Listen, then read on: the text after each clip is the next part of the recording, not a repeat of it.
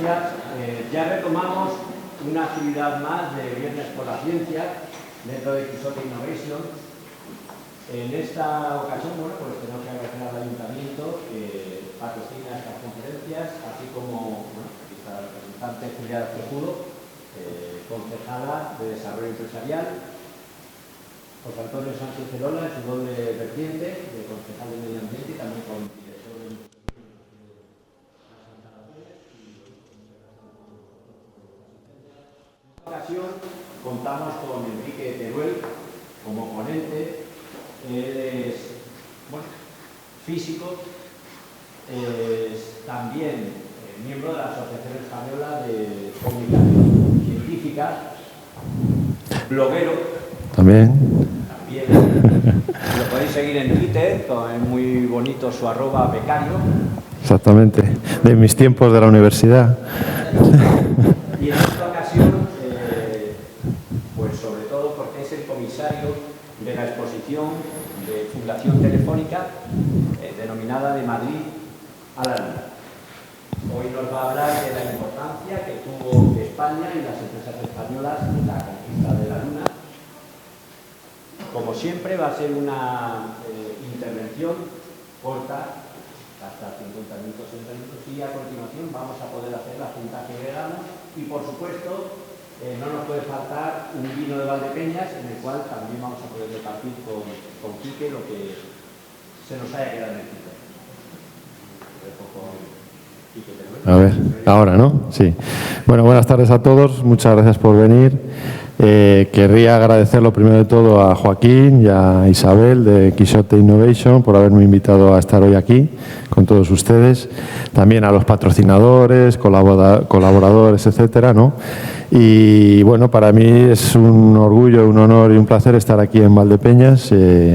Aparte que me gusta mucho vuestro vino, o sea que ha sido fácil convencerme para venir, ¿no? Y por supuesto agradecerles a todos ustedes que hayan venido esta tarde por aquí. Voy a intentar hacerles una charla, conferencia amena y espero que al final pues queden satisfechos y cumplan sus expectativas, ¿no? Al final, voy a hablar un poco del pasado, ¿no? Del pasado, pero con evocaciones al futuro, ¿no? Porque la situación que tenemos ahora es debida un poco a lo que otras personas trabajaron y se esforzaron hace 50 o 60 años, ¿no? Y esta charla es un poco un homenaje a esas personas también, ¿no? Hace 50 años los norteamericanos lograron poner, en julio del año 69, a 2 astronautas por primera vez en la Luna, ¿no? Era la primera vez que 2 seres de la especie Homo sapiens pues pisaban otro planeta, otro suelo que no era la Tierra, ¿no? Y en esa historia, en esa gran historia que nos define como especie, pues hubo una participación española más o menos importante. Y es lo que vamos a intentar explicar hoy aquí, ¿no? Todo empezó básicamente cuando los soviéticos lanzaron el primer satélite, el famoso Sputnik. Sputnik en ruso es satélite, y lanzaron el Sputnik 1 en el 4 de octubre de 1957. Era una esfera de unos 60 centímetros de diámetro, pesaba unos 80 kilos, tenía 4 antenas y emitía un bip, bip, bip, ¿no? Que con unas antenas se podía escuchar desde la Tierra. Aquello de por sí, aunque era interesante, pero no era lo más interesante. Realmente este hecho histórico provocó un nerviosismo y una sorpresa en el mundo libre, como se llamaba entonces, en el mundo occidental, y no tanto por el satélite en sí, porque ya digo que era una esfera que emitía un ruido, básicamente, sino porque lo que realmente estaba en juego y lo que estaba detrás de todo ello era el lanzador, el cohete lanzador, el misil, realmente es un cohete, ¿no? Pero el cohete lanzador. ¿Por qué era importante o por qué esto era realmente lo preocupante, ¿no? En este caso para los Estados Unidos? Porque si eres capaz de poner algo en órbita, en ese momento ya se consiguió. Quitas el satélite, pones una bomba nuclear, y puedes poner una bomba nuclear en cualquier punto de la Tierra. Con lo cual, hasta ese momento los misiles tenían un alcance, ¿no? Con esto se demostraba que ya no era el problema el alcance, podías poner una bomba en cualquier sitio, con lo cual, lógicamente, el nerviosismo cundió entre Estados Unidos sobre todo, ¿no? Los Estados Unidos intentaron rápidamente reaccionar, intentaron enviar a su vez sus satélites, sus cohetes, pero al principio fueron un desastre, explotaban nada más ser lanzados, en fin, un lío, no conseguían ponerse a la altura, ¿no? Lo que sí hicieron bien los norteamericanos fue en el año 58 crear la NASA. Al año siguiente rápidamente crean la NASA. Y la NASA es una organización civil que juntó a todos los distintos departamentos que había sueltos, desperdigados en Estados Unidos, que estaban investigando ya en el tema espacial. Entonces,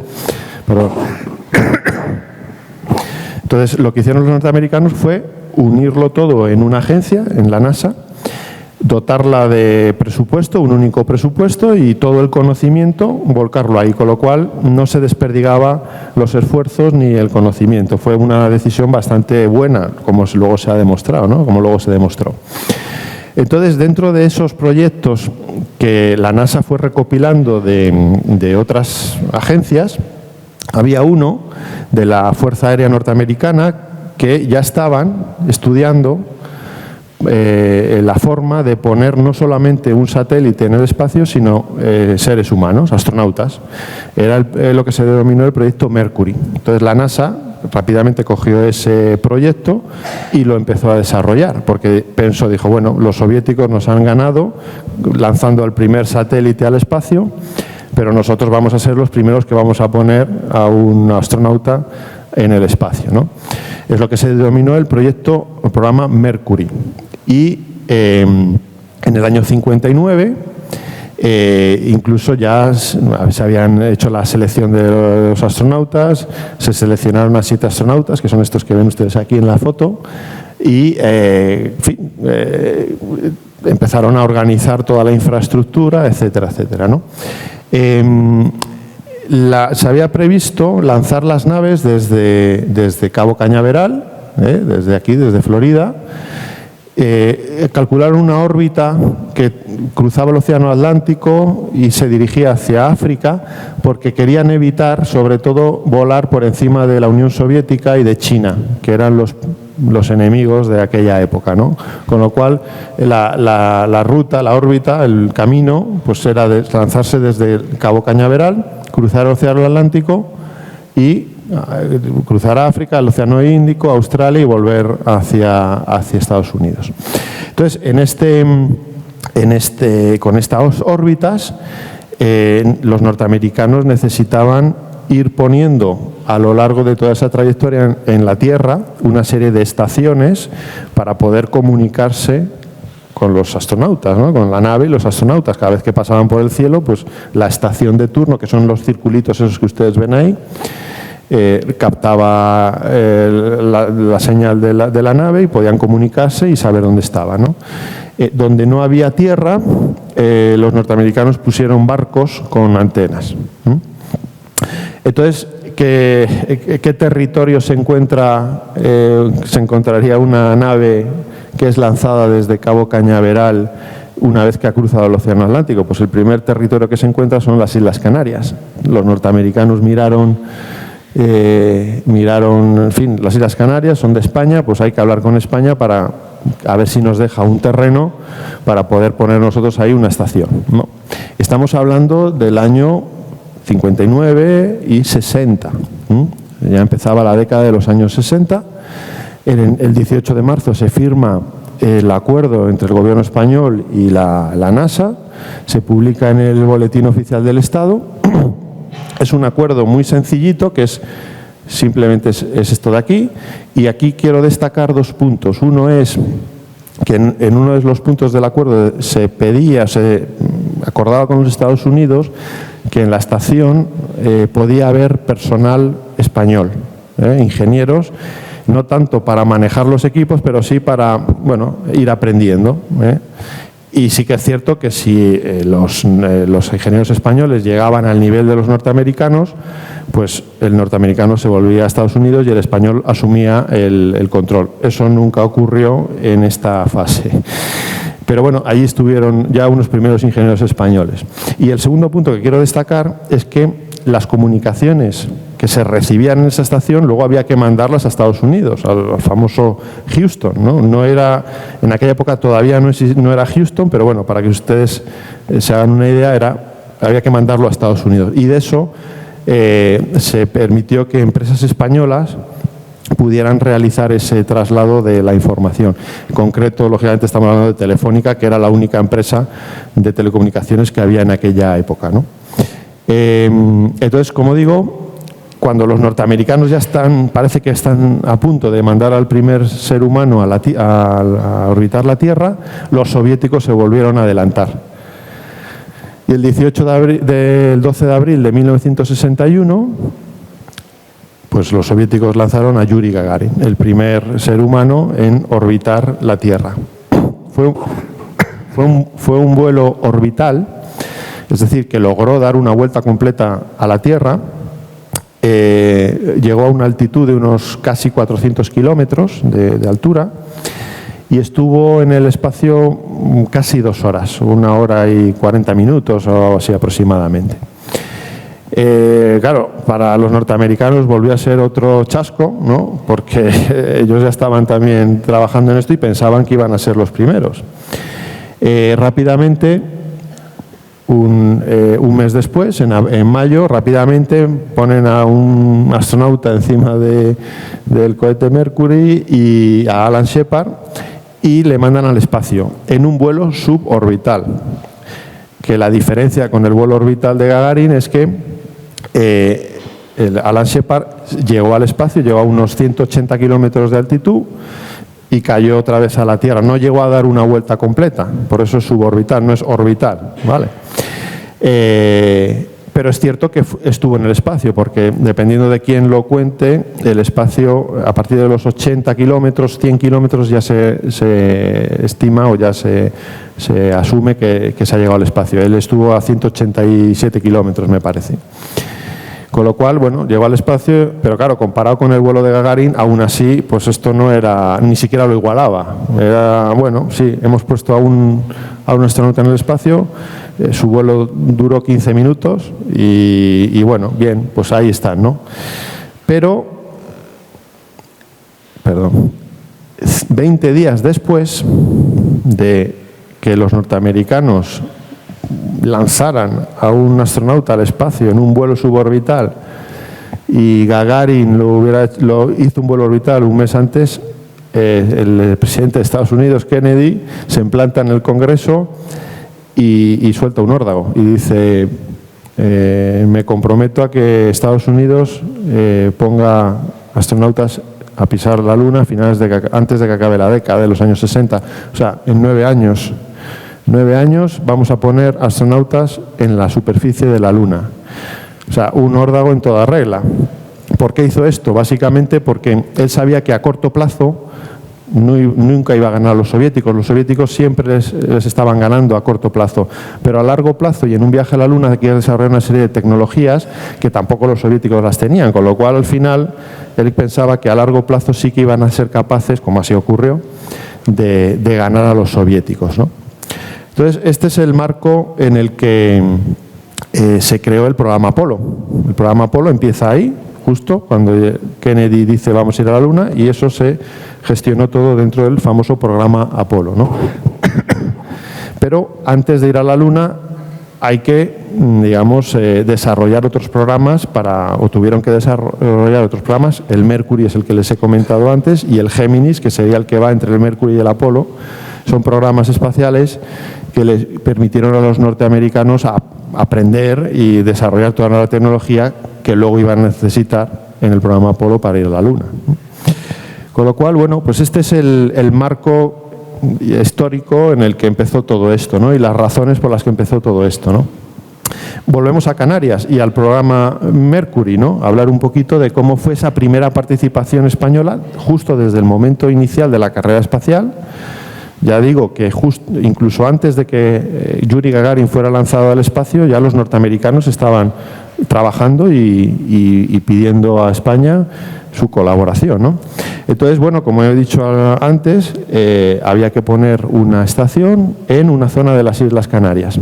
Se estuvieron mirando varios sitios y se escogió la zona de Maspalomas, al sur de la isla de Gran Canaria, para ubicar esa primera estación, que es esta de aquí. Se decidió ponerla muy cerca del faro de Maspalomas, que es lo que ven aquí. Esto se supone que es el mar, es una foto rara porque se supone que es de día, pero bueno, en fin.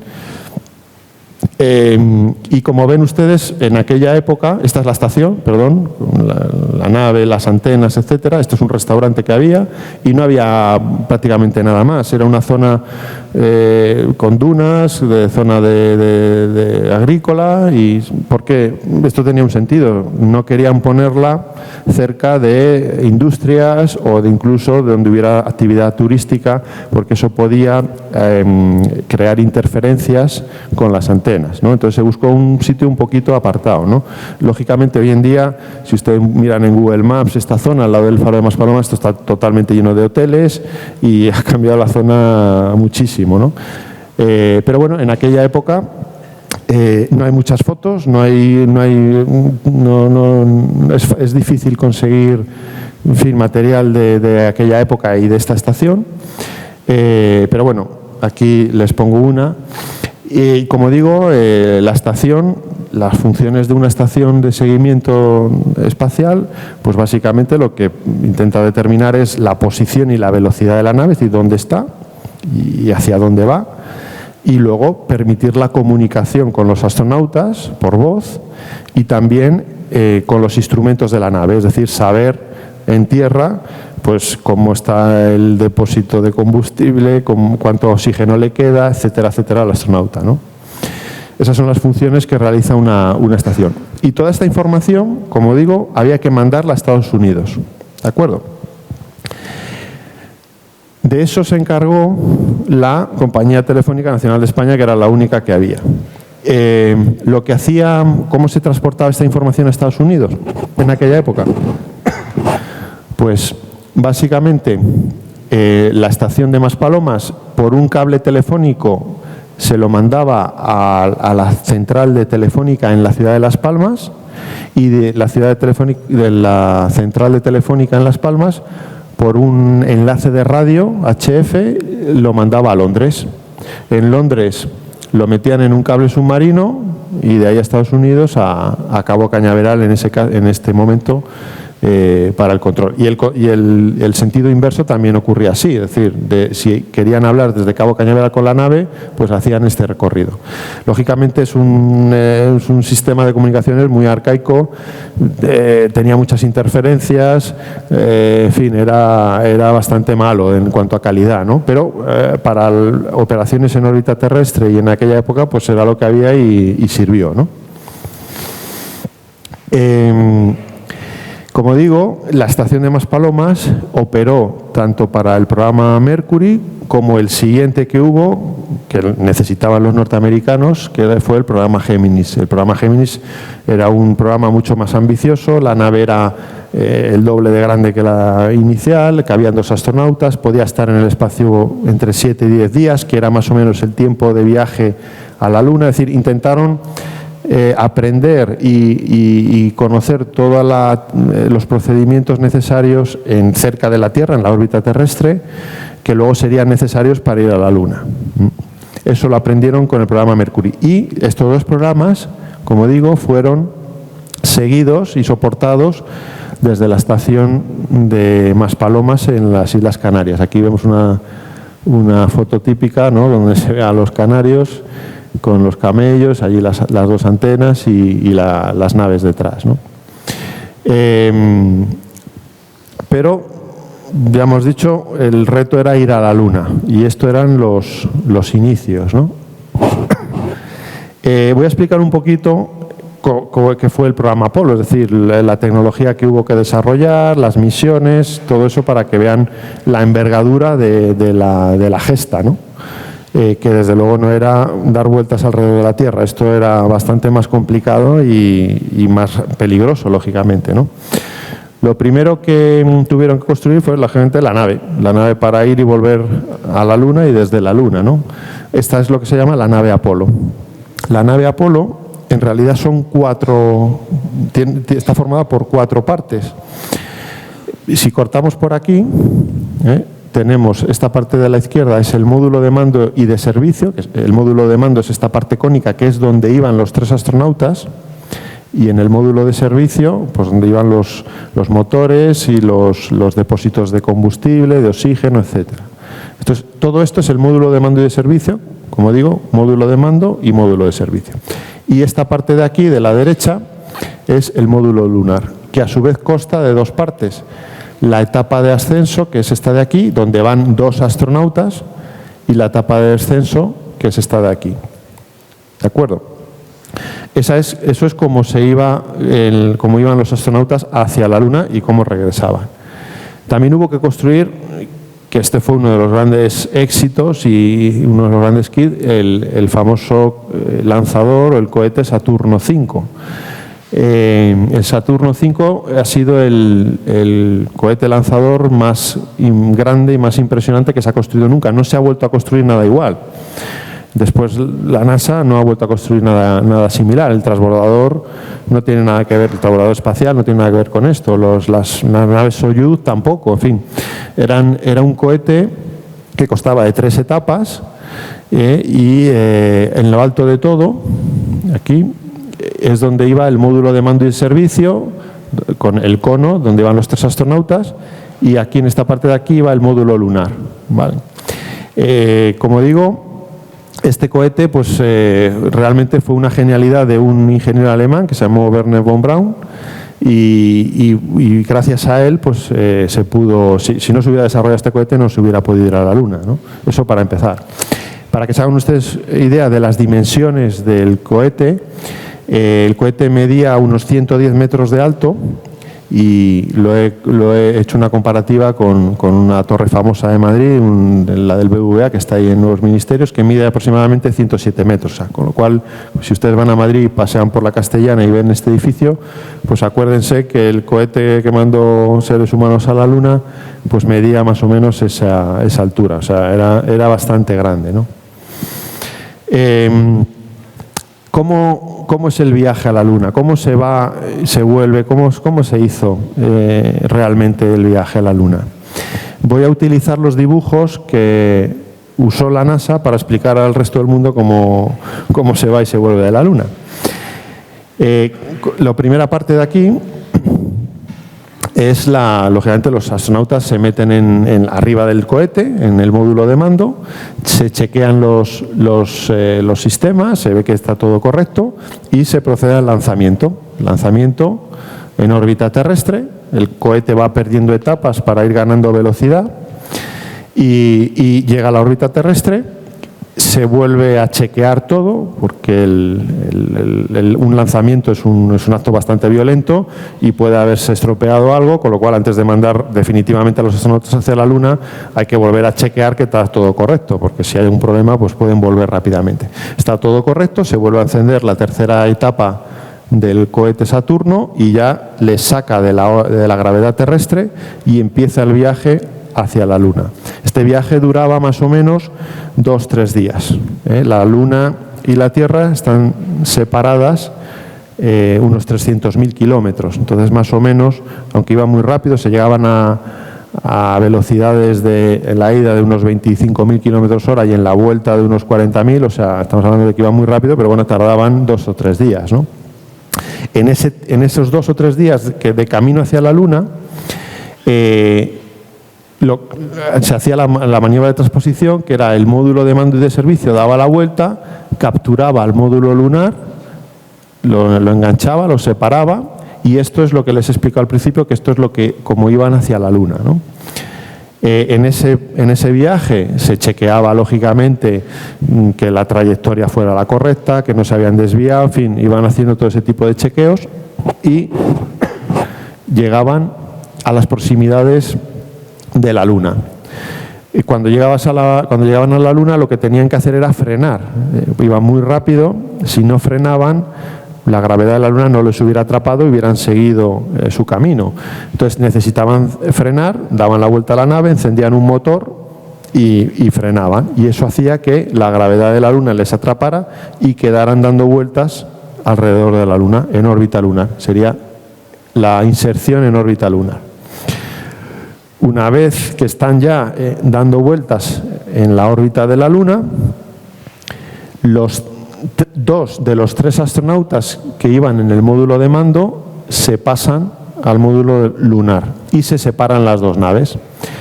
Esta es la que baja a la Luna con 2 astronautas y esta es la que se queda en la órbita lunar con un astronauta. Este no bajaba a la Luna, este se quedaba allí esperando a los compañeros. Iba a la Luna pero no bajaba, o sea, se quedaba un poco... pero bueno, oye, ir a la Luna está bien también. Entonces bajaban los 2 astronautas a la superficie, salían, recogían las rocas, hacían lo que tenían que hacer y volvían a subir al módulo lunar, a la etapa de ascenso, que era esta, como hemos dicho, que a su vez constaba de 2 etapas. Esta etapa se encendía y llegaba a la órbita lunar, donde estaba el otro astronauta esperándoles. Se encontraban, se volvían a unir, los 2 astronautas con las rocas, etcétera, las fotografías, volvían al módulo de mando y se separaba otra vez la etapa de ascenso del módulo lunar. Esta etapa de ascenso normalmente se estrellaba en la Luna.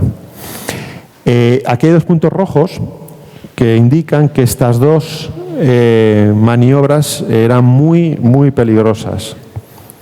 ¿Por qué? Pues esta básicamente porque se tenía que encender un motor que no se había encendido nunca antes. En todo el viaje nunca se había encendido. Con lo cual, si por alguna extraña razón no se hubiera encendido, los astronautas no hubieran podido volver a encontrarse en órbita lunar con el otro astronauta y se hubieran muerto en la Luna, lógicamente. Con lo cual, de hecho, cuando se ven los electrocardiogramas de los astronautas, que era algo que medían y tenían unos sensores, se podía ver desde la Tierra. En esos momentos previos el pulso aumentaba. Se ven todos los astronautas que era una situación tensa, ¿no? Porque si no se enciende el motor, pues allí se quedan. Y esta también es peligrosa porque, claro, esto es un ejercicio de precisión. Es decir, 2 naves en vuelo en órbita lunar se tienen que encontrar en una determinada posición en un determinado momento.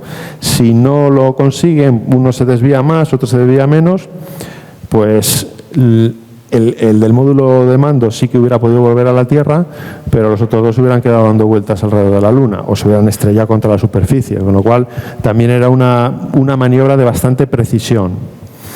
Bueno, entonces volvemos.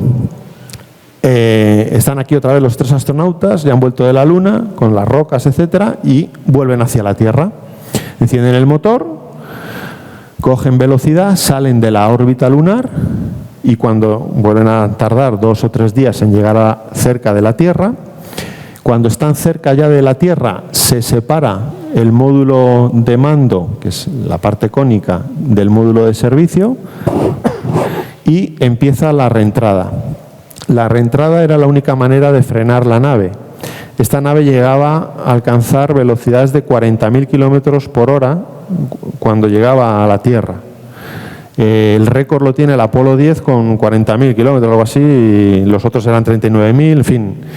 Pero es una velocidad altísima. La única manera que tienes de frenar esa nave es por rozamiento.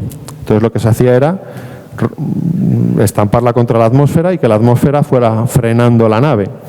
Porque hay otra manera que es con un cohete y mucho combustible, pero lógicamente no tenían esa posibilidad, ¿no? Porque hubiera sido mucho más caro, el cohete hubiera sido mucho mayor, en fin.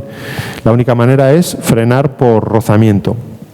También es una maniobra peligrosa porque la nave además tenía que entrar en un ángulo de 6,2 grados, o sea, es un ángulo muy pequeñito, es decir, es como si vemos una hoja de papel, pues como lo que sería el filo ¿no? O sea, es muy pequeño, con lo cual también es una maniobra muy, muy precisa y muy complicada. Si llegaban con más ángulo, llegaban más vertical, entonces básicamente la nave no hubiera soportado la presión con esa velocidad y hubiera deshecho la nave, ¿no? Se hubiera desintegrado. Y si fuera un ángulo menor, pues aún llegaría más plana y al final rebotaría contra la atmósfera y saldría disparada. Esto es como cuando tiras una piedra en el río, ¿no? Que va botando, pues sería más o menos ese mismo efecto. Con lo cual también es una fase muy peligrosa y muy precisa. Entonces la nave se frenaba, cuando ya estaba cerca del agua se abrían unos paracaídas y ya se posaba sobre el océano, ya llegaban los helicópteros, cogían a los astronautas, la nave, el portaaviones y se acababa la misión. Y así es como se va y se vuelve de la Luna, como fueron y volvieron los norteamericanos en el programa Apolo. El programa Apolo costó de todas estas misiones, las de la izquierda fueron las no tripuladas, fueron misiones de prueba, es decir, se lanzaba el cohete, las naves, pero no iban astronautas dentro, simplemente pues para ir testando la tecnología. Y a partir del Apolo 7 ya fue la primera misión que ya iban astronautas dentro. El Apolo 7 fue la primera misión que ya digo que iban astronautas dentro y que orbitaron alrededor de la Tierra. El Apolo 8 sí que fue a la Luna, pero nadie descendió, simplemente fueron, dieron una vuelta y volvieron. El Apolo 9 y 10 también fueron misiones de prueba y la que realmente consiguió por primera vez tocar la superficie de la Luna con astronautas pues fue la famosa del Apolo 11, ¿no? En esta de aquí, el Apolo 11. Con Neil Armstrong y Buzz Aldrin. Y Michael Collins, pues quedándose arriba, pues va a pasar el rato, ¿no? Pero luego, después del Apolo 11, porque una de las preguntas que a veces me hacen es ¿por qué no se volvió a la Luna después del Apolo 11? Sí, se volvió. De hecho, en la Luna estuvieron 12 hombres, ha habido 12 seres humanos que han pisado la superficie de la Luna. Los dos primeros fueron Neil Armstrong y Buzz Aldrin, pero luego hubo 10 más en las siguientes misiones. Esta fue en el año 69, en julio del año 69, hace 50 años, y la última, el Apolo 17, fue en diciembre del año 1972.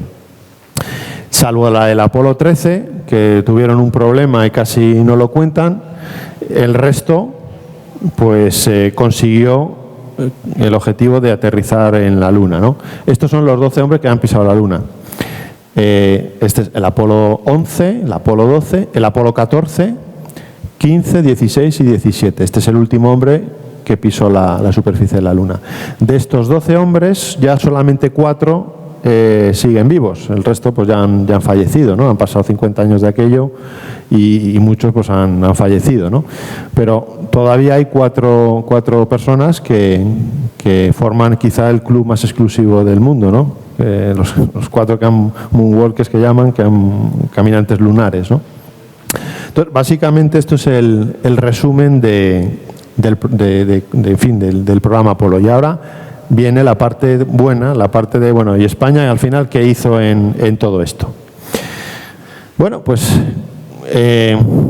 lo primero que hicieron los norteamericanos fue crear otra red de seguimiento, otra red de estaciones de seguimiento de vuelos tripulados distinta a las del proyecto Mercury y Géminis que les he explicado antes, porque esas estaciones primitivas, como ya he explicado antes, no tenían la capacidad suficiente. Es decir, aquí necesitas ya tener una serie de antenas muchísimo más grandes para poder comunicarte a distancias lunares, a 300.000 kilómetros de distancia.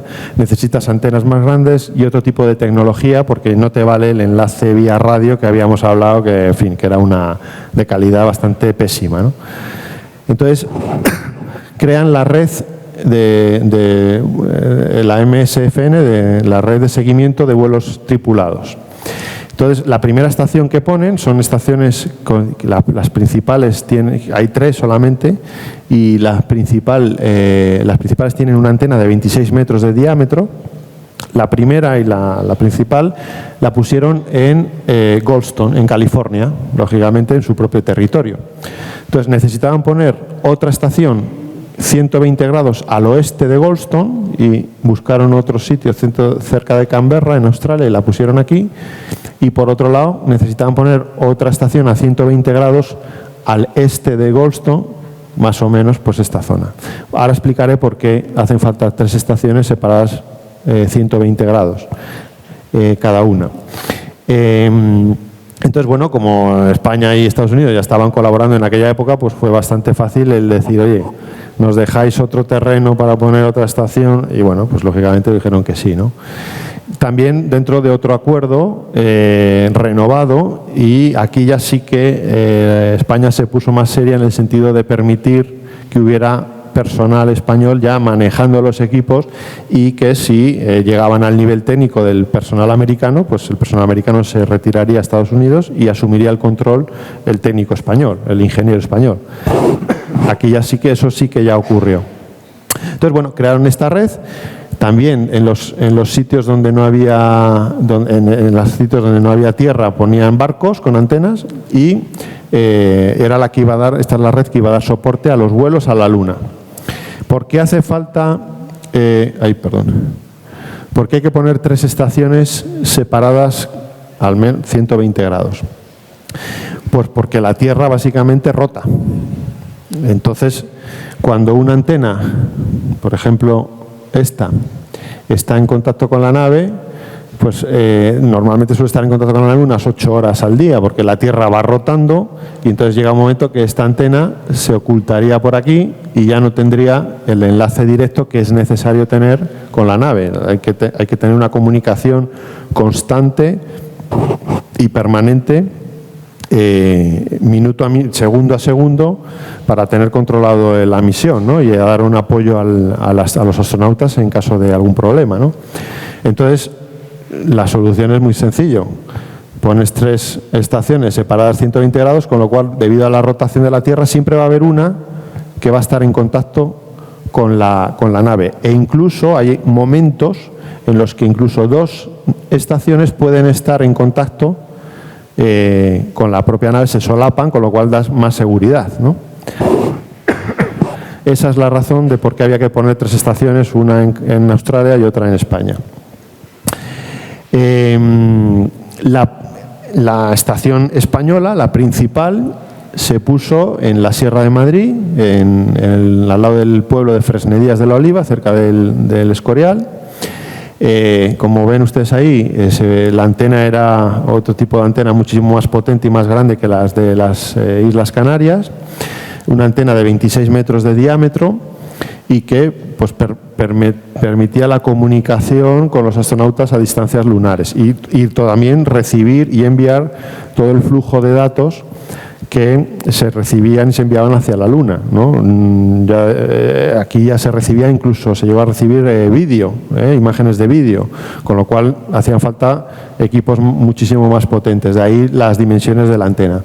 Esta antena sigue existiendo, aunque ya no está ahí, está en una estación que ahora hablaré de ellas, una estación cercana a la de Fresnedías, que es la de Robledo de Chabela, donde actualmente sigue habiendo una estación de la NASA, sigue operando, y esa antena está allí, la desmontaron y la llevaron allí.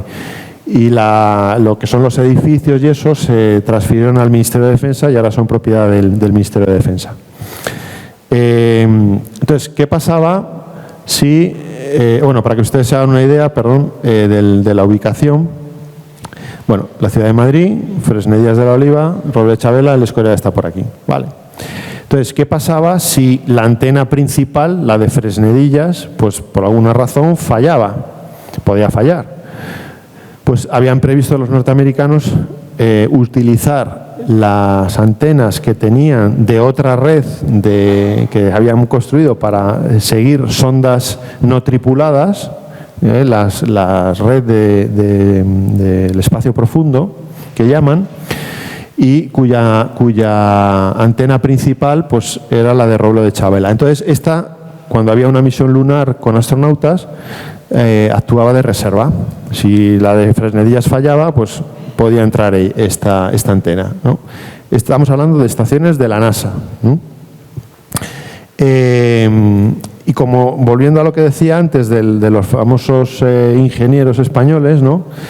Pues como el acuerdo permitía el que hubiera españoles en las estaciones, pues empezaron a buscar técnicos desde el primer momento, ¿no? Este es un ejemplo de un anuncio, aquí se puede ver el anuncio, bueno, pues buscando en aquella época ingenieros para ir a trabajar en las estaciones de la NASA.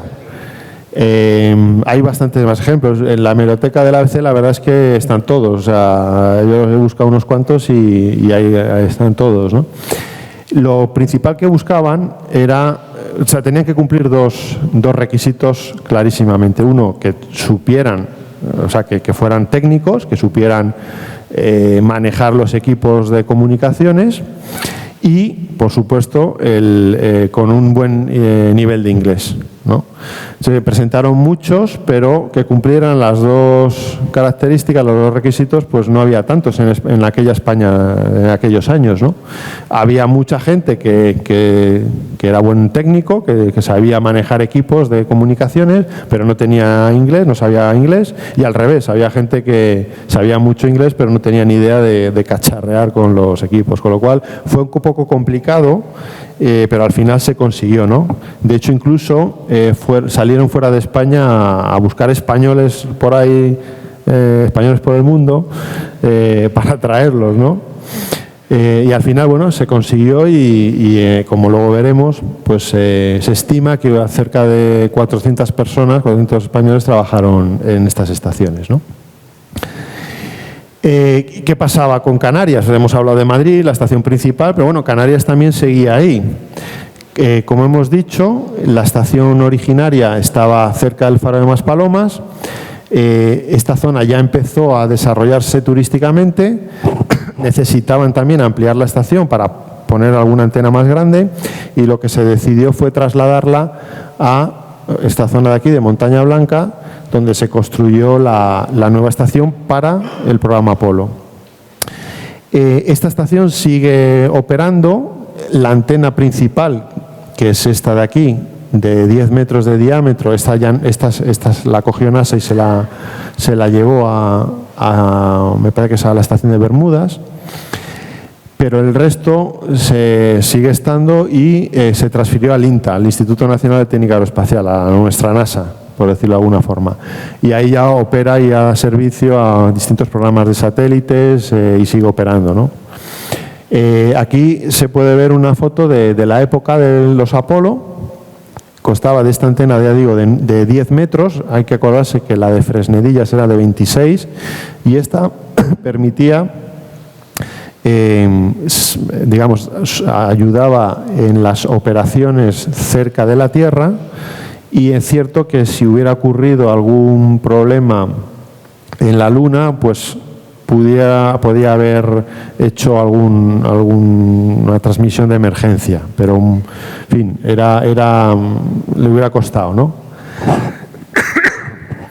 Aquí se puede ver un observatorio solar que pusieron también para cuando había una misión Apolo a la Luna, se iba estudiando el Sol cada hora. Había un observatorio solar y se iba estudiando el Sol cada hora. ¿Para qué? Para ver si el Sol emitía algún tipo de llamarada peligrosa para los astronautas. No porque la llamarada llegara a la Luna o a los astronautas, sino porque las llamaradas a su vez emiten muchísima radiación y esa sí que puede llegar y es muy peligrosa para los astronautas. Entonces iban estudiando el Sol para si había alguna llamarada solar, avisaban rápidamente a los astronautas, tenían un protocolo de protección, incluso se podía anular la misión, pero pero había que vigilar el sol porque era peligroso para los astronautas. Y ahí pusieron un observatorio solar que es el que está aquí, ¿no?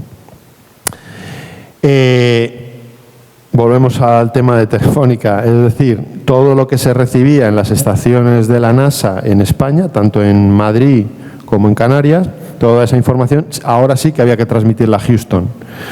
También de eso se encargó Telefónica. Telefónica en el año 67 volvió a firmar otro contrato con la NASA. Esa es la portada, es un documento que se puede ver hoy en día en la exposición de Telefónica de Madrid a la Luna, del cual soy el comisario, y se expone este documento histórico. Esto es un documento histórico que se prueba pues esa relación entre la NASA y Telefónica para el programa Apolo de los vuelos a la Luna, ¿no?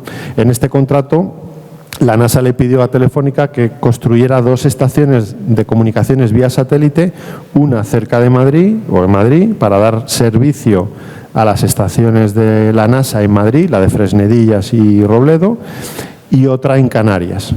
Y esto eran estaciones, ya digo, de comunicación vía satélite. Es decir, ahora no se mandaban los datos con un enlace vía radio a Londres, un cable submarino, no.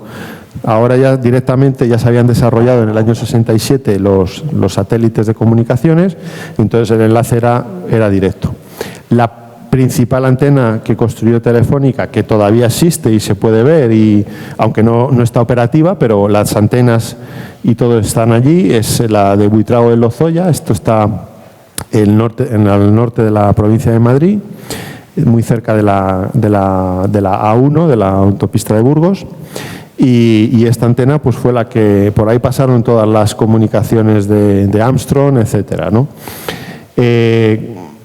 Aquí está la ubicación, como digo, aquí están las estaciones de la NASA, recibían todo, lo mandaban a Buitrago, y Buitrago, aquí lo explico mejor en este gráfico.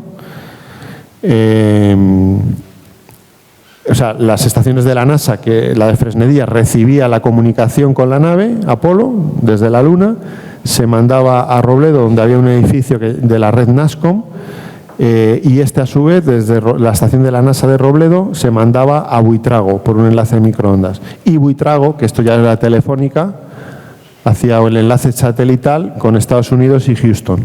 Y, lógicamente, el sentido va al revés también. Es decir, cuando Houston quería hablar con los astronautas, pues el camino era el inverso. ¿De acuerdo? Esto es lo que se llamó la red NASCOM, NASA Communications. Lógicamente, la red NASCOM, como se muestra aquí en el gráfico, pues englobaba a todo el mundo, porque como digo, había estaciones en Australia y en muchos más sitios. Entonces, bueno, pues todas esas estaciones al final mandaban todo hacia Estados Unidos, hacia Houston, ¿de acuerdo? En concreto España, ya digo, operaba con un satélite, el satélite Intelsat, que era el que hacía de enlace con Estados Unidos. Esto es una foto de la estación de Telefónica en Canarias. Hemos visto la de Buitrago y esta es la de Canarias.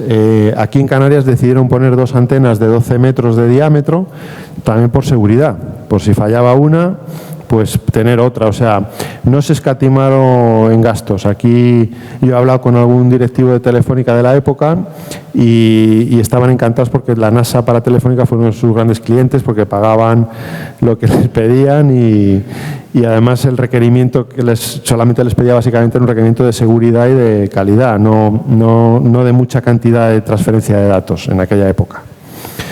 Con lo cual, bueno, pues pusieron 2 antenas, ¿no? Esta estación operó hasta el año 71, es decir, hemos dicho que el programa Apolo acabó en diciembre del año 72. Entonces, en el año 71 se desmanteló y Telefónica decidió cambiar la estación suya en Maspalomas, moverla a Güímez, ¿no? Y poner una antena de 30 metros de diámetro, que es esta de aquí, que es la que se ocupó de hacer el enlace con Houston en los últimos vuelos Apolo. Como anécdota, aparte, para que vean ustedes también la importancia de las comunicaciones por satélite, que en esta época es cuando empezaron y se desarrollaron. Hasta ese momento, hasta que no se instaló esta antena, la televisión que veían los canarios iba retrasada un día. Es decir, lo que se veía en la península se veía en Canarias al día siguiente. ¿Por qué? Porque la única manera de poder mandar los programas era en cinta, los metían en un avión, los mandaban a Canarias y al día siguiente los emitían, con lo cual los canarios iban retrasados un día. Bueno, pues gracias a esta antena ya los canarios desde el año 71 pudieron ver la televisión en directo como el resto de los españoles. Con lo cual, bueno, aquí quiero resaltar un poco la importancia también del programa Apolo y para la mejora de los ciudadanos, ¿no? Como un aspecto secundario seguramente, pero bueno, a los canarios seguramente el programa Apolo les vino muy bien, por esta razón. Ya voy a ir acabando la charla, no sé cómo vamos de tiempo. Yo siempre me gusta acabar, bueno, pues haciendo la reflexión si todo aquel esfuerzo mereció la pena, ¿no? El mandar astronautas a la Luna en los años finales de los 60, si aquello pues fue algo importante o bueno, fue una cosa que, bueno, en fin, un órdago que lanzaron los americanos, que ganaron lógicamente, pero bueno, yo creo que desde un punto de vista científico el ir a la Luna no fue realmente, yo creo que no merece la pena, en el sentido de que gastarse todo ese dineral para mandar astronautas a coger unos 400 kilos de roca, que fue más o menos lo que trajeron entre todas las misiones. Bueno, amplió el conocimiento de la Luna, pero hombre, puedes saber ese conocimiento sin gastarte tanto dinero simplemente enviando sondas, ¿no? Son mucho más baratas, mucho más... vamos, no hay riesgo para el ser humano, ¿no? Con lo cual, desde el punto de vista científico, no sé si mereció la pena. Desde un punto de vista tecnológico, ahí ya empieza la cosa ya se empieza a ver su beneficio, ¿no? Como he comentado, por ejemplo, con el caso de los canarios y la televisión, ¿no? En fin, se desarrolló una serie de tecnología. Se desarrolló las comunicaciones vía satélite, estudio de materiales, etcétera, que hoy en día incluso todavía pues podemos digamos beneficiarnos, ¿no? Pero desde luego, si por algo mereció la pena todo esto, es básicamente porque se hizo historia.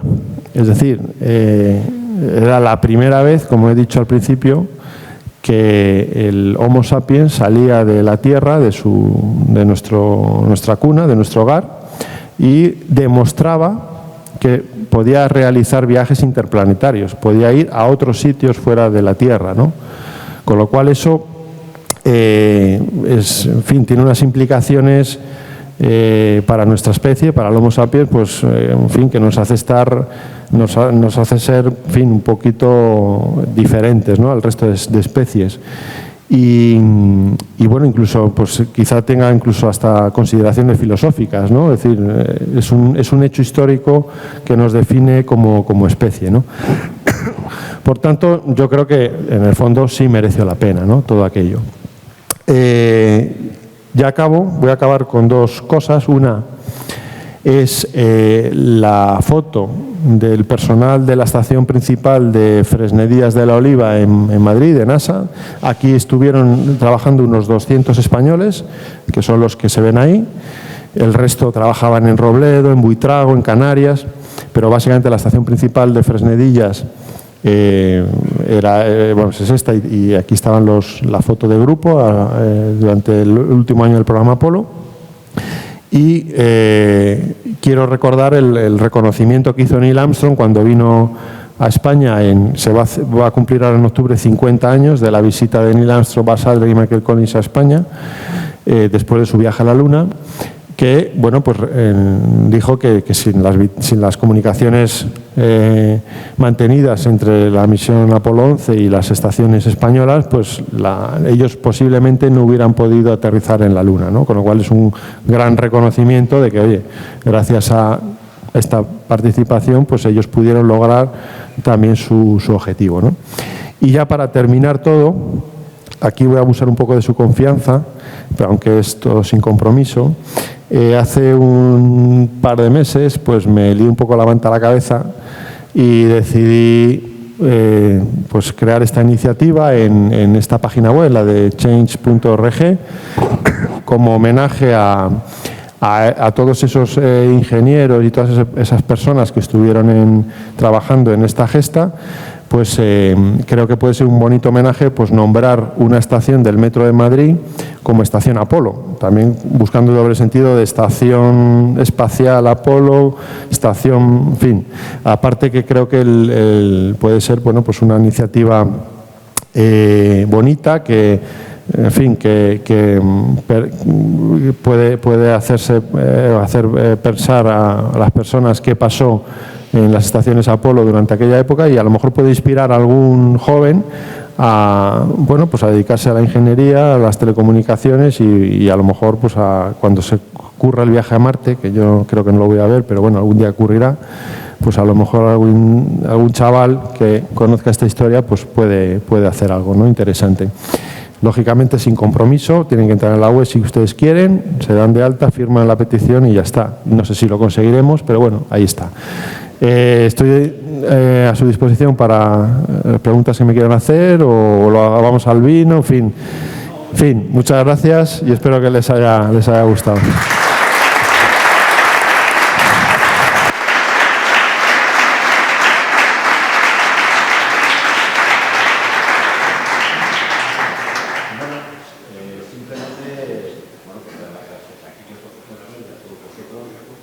Detalles que tengo que recordar que hasta prácticamente 2 horas antes del lanzamiento España no tenía suficiente red telefónica y estaba todavía negociando con otras operadoras europeas para comprar pares dedicados y poder hacer entonces la base de comunicación que existía. Y hasta prácticamente 2 horas y merced a la intervención telefónica se pudo hacer. No había suficiente, por así decir, cable. Sí, lo que ocurrió fue que el satélite Intelsat falló. Falló unos días antes de la misión histórica del Apolo 11. Falló, es decir, y no se podía mandar allí a nadie a arreglarlo, ni se podía lanzar otro satélite, no había tiempo. O sea, estamos hablando de que fueron 12 días antes del lanzamiento, falló el satélite. Entonces, hubo que buscar un plan B a través de otros enlaces con otros países telefónicos, etcétera, para poder, en fin, tener la capacidad suficiente para poder luego transmitir los datos que se recibían de la Luna, ¿no? Y eso ocurrió, o sea, la operatividad de eso pasó 2 horas antes del lanzamiento del Apolo 11, y en los planes de vuelo decían que si no había enlace de comunicaciones garantizado, el cohete no se lanzaba. Con lo cual, hasta 2 horas antes del lanzamiento estuvo la cosa bastante en vilo y pudo haberse cancelado el lanzamiento del Apolo 11. Y gracias al trabajo de técnicos de la NASA y de técnicos de Telefónica, sobre todo, pudieron solucionar el problema y conseguir esa capacidad por otros medios.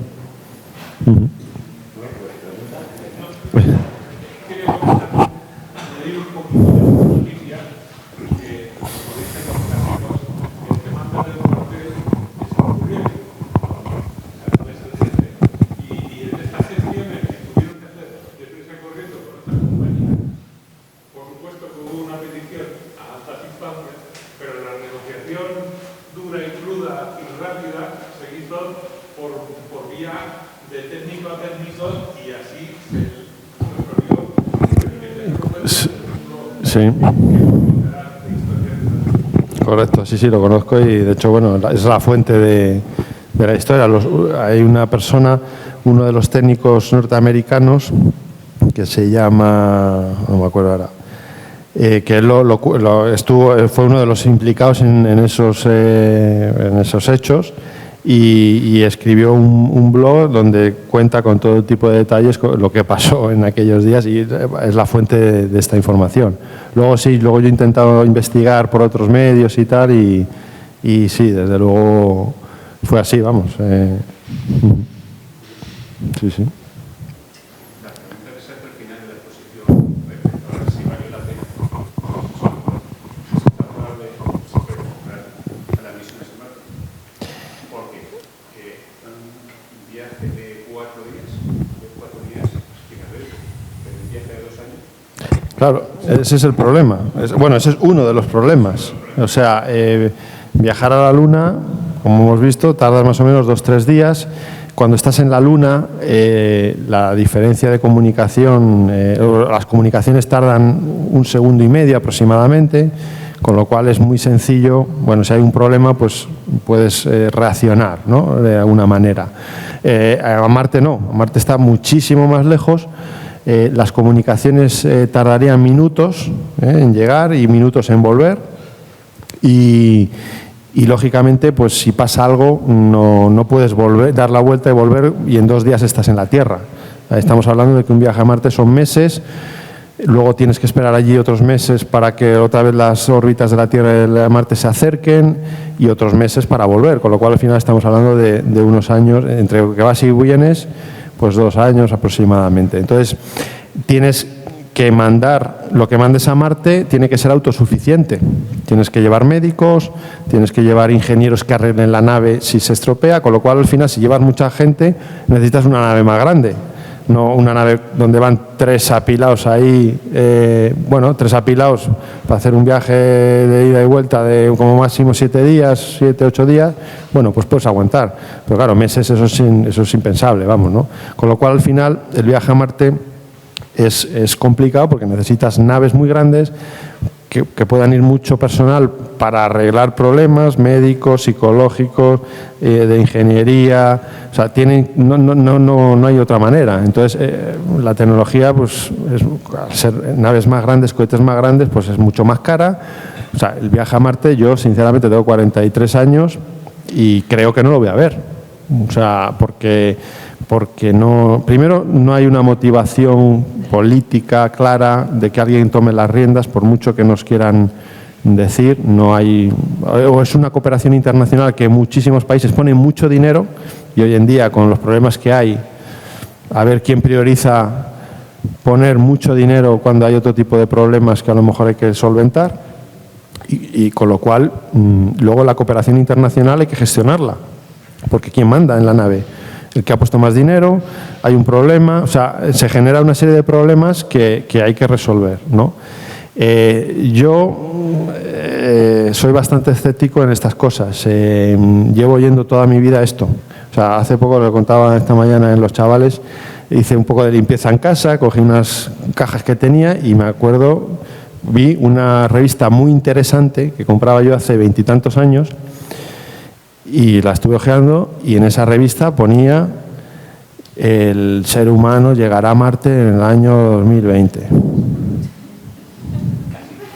O sea, entonces, claro, dices, o sea, desde luego el director de marketing de la NASA es un crack, porque siempre está manteniéndonos ahí en vilo, pero nunca llega ese momento al final, ¿no? Entonces, en fin, yo soy muy escéptico. Vamos, no es que sea escéptico, algún día ocurrirá, pero yo desde luego no lo voy a ver. A lo mejor dentro de 100 años sí, pero yo en 20 años... Algunos sí.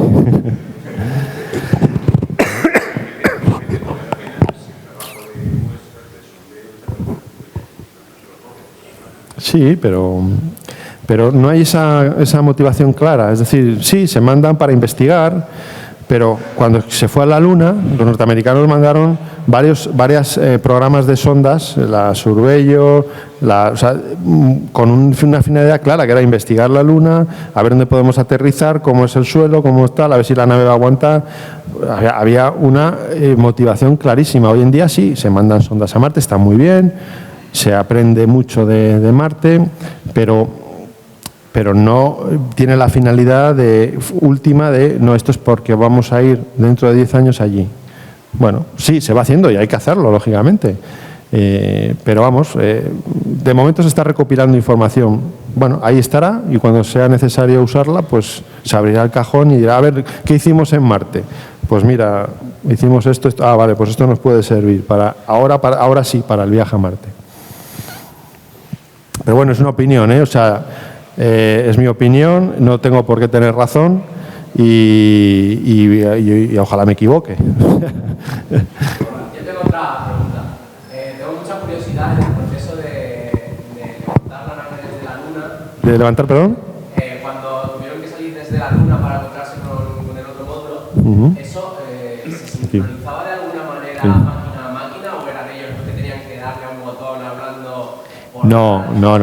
A ver, en esta fase, estábamos aquí, por aquí. Lógicamente las naves llevaban un ordenador, cada una.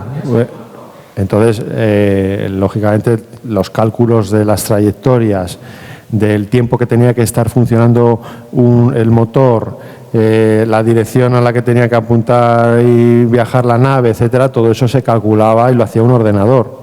Siempre está el factor humano, por si el ordenador falla, tienes que ser capaz, el astronauta tiene que estar entrenado para ser capaz, en caso de ese tipo de fallos, reaccionar y poder salvar la papeleta. Pero en realidad estas operaciones las hacía un ordenador y además también las aportaba mucho las estaciones, porque las estaciones sabían exactamente la posición, la velocidad, la dirección de las naves. Entonces, esa información se transmitía, como hemos dicho, vía telefónica y tal, en segundos a Houston, a los ordenadores de Houston, donde recalculaba todo y mandaba la información a los astronautas. O sea, no era... tenía una parte de trabajo manual, pero este tipo de cosas las hacía un ordenador y si no... Sí, claro, no, por supuesto, siempre...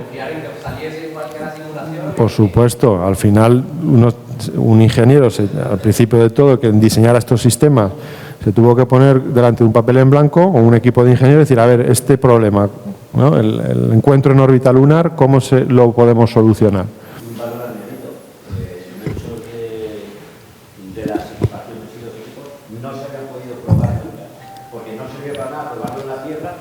Porque luego iban a ser, entonces los motores, por ejemplo, no se habían probado, jamás eran.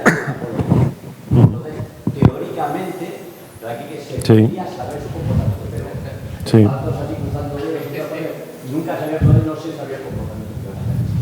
Muchísimos de los equipos no se habían probado jamás. La suerte que tú... Sí. La suerte que tuvieron los astronautas es que no había problema de dinero en aquella época en Estados Unidos. O sea, en cualquier proyecto hay tres patas.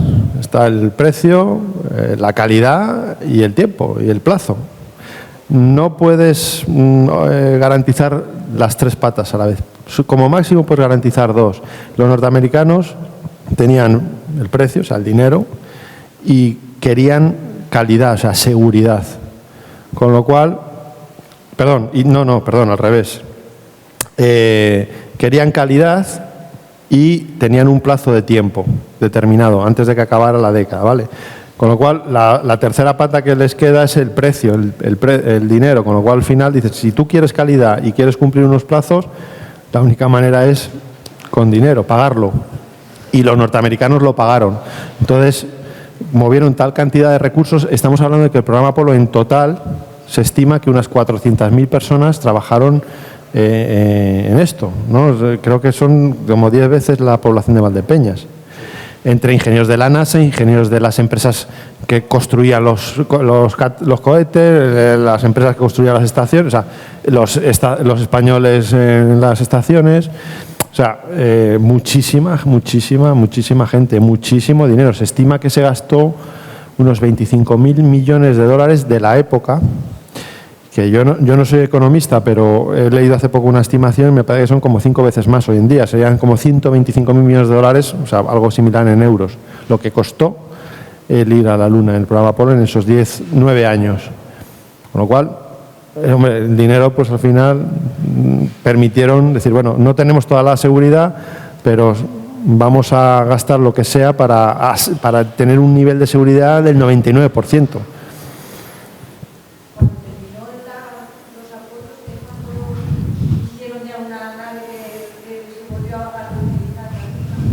Sí, después de los Apolo hubo un programa que se llamó el programa Skylab, que fue una especie de estación espacial pequeñita de los norteamericanos con todos los cohetes que habían construido para el programa Apolo, pero que luego no utilizaron, porque el programa Apolo en teoría no se iba a acabar en el Apolo 17. Sí, iba a haber, me parece, 2 o 3 misiones más. Entonces, llegó un momento que por los recortes ya se había conseguido el objetivo y tal. Bueno, se habían construido esas naves, pero no llegaron a volar. Entonces, se reutilizaron y se hicieron 2 misiones. Básicamente, primero el Skylab, que fue una estación espacial pequeñita con los restos de los cohetes Saturno que se habían construido y no se usaron. Y luego se hizo una misión en el año 75 con los soviéticos, que fue la misión conjunta Apolo-Soyuz, en la cual una nave Apolo se juntó con una nave Soyuz en órbita, se estrecharon las manos, dijeron ya somos amigos porque ya hemos ganado. Ya. Y a partir de ahí acabó digamos, todo lo que tuvo que ver con el tema Apolo y con las naves Apolo. Y a partir de ahí se empezó a desarrollar el programa del transbordador espacial, que es el famoso transbordador que llevaba 2 cohetes y un tanque naranja, no sé si se acuerdan, que ese pues hace unos años ya se canceló y ahora los norteamericanos no tienen nave propia para mandar astronautas al espacio. Tienen que hablar con los rusos para comprar un asiento en la Soyuz y están desarrollando un cohete similar al Saturno, el SLS, pero están teniendo muchos problemas y, bueno, pues, claro, no está Wernher von Braun, entonces, bueno, en fin. Pero bueno, lo que usted me habla creo que es el transbordador espacial.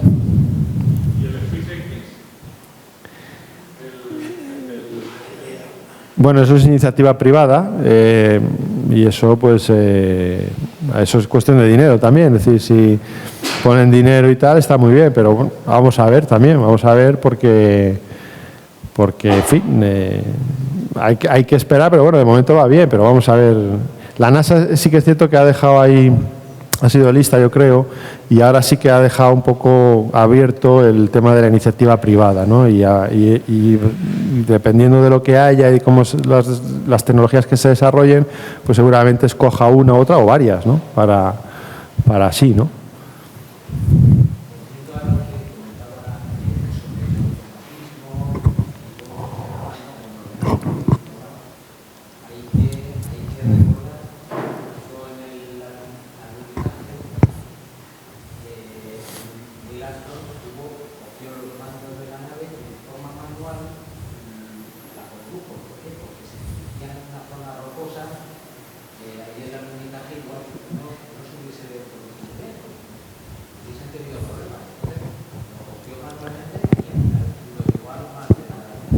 Sí, correcto. El alunizaje estaba previsto también hacerlo de forma automática, ¿no? Un piloto automático. El ordenador iba calculando con el radar y estaba así previsto. Pero estamos hablando de unas personas, unos astronautas que van a la Luna que eran pilotos de prueba y ninguno permitió que no pilotaran ellos el descenso, ¿no? Entonces siempre se buscaron alguna excusa para decir no tengo que tomar el control en los últimos metros para yo posar la nave, ¿no? En el caso de Neil Armstrong es cierto que ocurrió en este momento de la separación, aquí, la separación no se había despresurizado bien, aquí había una especie de túnel que conectaba las 2 naves, entonces ese túnel había que despresurizarlo para separar las naves y no se despresurizó bien y había algo de aire. Entonces, cuando se separaron las naves se separaron con un poquito más de fuerza de lo que estaba previsto. Es un poco lo que ocurre cuando descorchas una botella de champán, ¿no? El tapón hace ¡pap! Pues ese efecto, más o menos. Entonces, eso proporcionó un poquito de velocidad que no estaba prevista. Y esa velocidad pequeñita en ese momento, a la hora del descenso, fue lo que luego se vio que fue lo que les hizo aterrizar como 6 o 7 kilómetros más allá de donde tenían previsto aterrizar. Y ahí fue cuando Neil Armstrong también se dio cuenta de que no iban a aterrizar donde estaba previsto y además vio que se dirigía, es lo que dijo, para coger el control, que se dirigía hacia una zona con mucha roca y entonces que él tenía que coger la nave para buscar otro sitio donde no hubiera rocas y posarse allí de forma segura, ¿no? Pero fue un poco lo que ocurrió.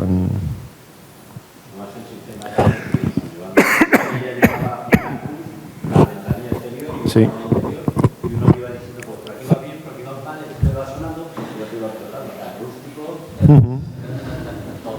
Sí, sí. Había que controlar dos velocidades, la velocidad vertical y la velocidad horizontal. Entonces, normalmente una de ellas sí que la controlaba un ordenador, entonces el piloto solamente tenía que controlar el descenso, ¿no? La velocidad horizontal, que es la más peligrosa, pues esa la controlaba el ordenador, ¿no?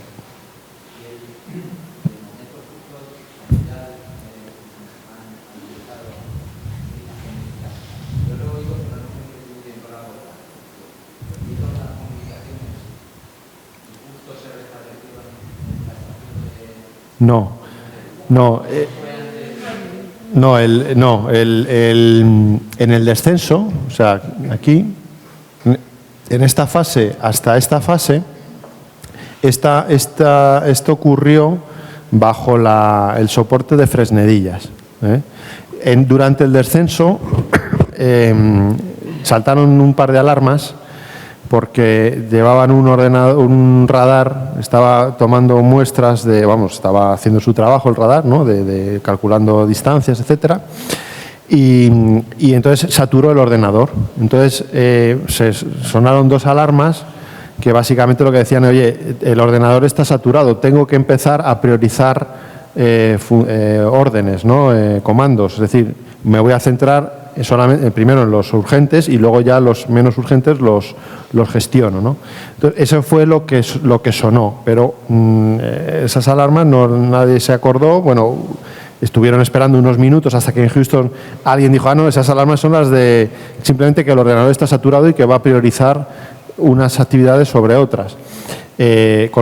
Con lo cual no es que sea peligroso, sino que pueden continuar, lo único que hay otras cosas que están en cola, ¿no? Y está avisando. Entonces, aquellos sí que es cierto que les puso un poco nerviosos, porque claro, Houston tampoco tardó un poco en comunicarles lo que estaba pasando.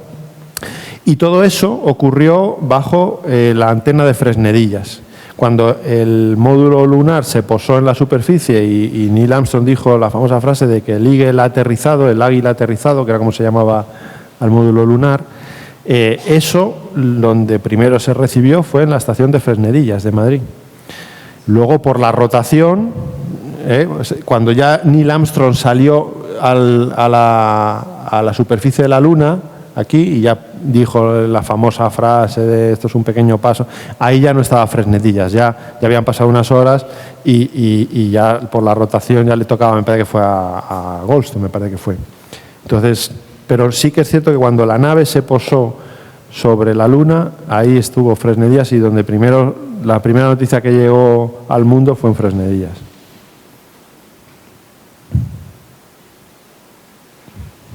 Bien. Bueno, pues ahora nos vamos a tomar todo y podemos, ya si queremos. Ya, ahora me podéis liar, ¿no? Ahora.